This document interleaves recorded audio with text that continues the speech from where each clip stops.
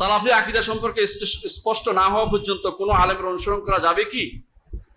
যদি আকীদার বিষয় হয়, ইলমের বিষয় হয়, তাহলে তার অনুসরণ করা যাবে না। যদি এমন বিষয়, দুনিয়ার কোনো বিষয়, ইলমের যে বায়োলজি জানে, এগুলি হলে পড়তে পারবেন, এগুলো তো আমার দিনের সাথে সম্পৃক্ত নাই।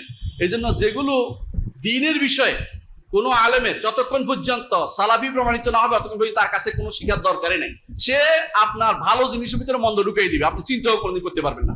হ্যাঁ, যদি চলে গিয়ে থাকে যারা, আবারও বলছি, যারা চলে গেছে, যেমন ইমাম নওয়াবী, ইবনে হাজার, তাদের ব্যাপারে কথা বলবেন না। তারা ভালো মন্দ দুইটাই লিখছে, ভালোগুলি নিবেন তাদের বই থেকে, যেগুলি তারা লিখেছেন যেগুলি ভুল হয়েছে এগুলি নিবেন না। কারণ আমরা কারো অন্ধ অনুসরণ করি না, এই জন্য ভালোগুলি নিবেন। এদের বইয়ের ব্যাপারে আমরা খারাপ মন্তব্য করব না, এটা মাথায় রাখতে হবে। কারণ এরা উম্মতের অ্যাসেট, এই অ্যাসেট গুলো সম্পর্কে আমরা নেগেটিভ কথা বলবো না। তবে তাদের মধ্যে যাদের বুঝা একেবারে পরিচিত ছিল বলে খারাপ বলে, ওদের কথা শোনা যাবে না, ওদের আকীদা গ্রহণ করা যাবে না। আপনি ভালো করে জানেন কারা তারা। কবর পূজারী গোষ্ঠীর শেষ নাই, ওদের ইমাম আলাদা থাকে যুগ যুগ ধরে, তাদের কোনো কথা গ্রহণ করা যাবে না। আমি আমার রহমান আরশের উপর উঠেছেন এই বইয়ের শেষে এমন কিছু নাম দিয়েছি যেগুলি বুঝিয়ে দিয়েছি যে উম্মতের মধ্যে কারা সহিহ আকীদার ছিল, কারা সহিহ আকীদার ছিল না, সেরকম কিছু নাম আমি সেখানে উল্লেখ করেছি। আশা করি পড়তে বললে বুঝতে পারবেন।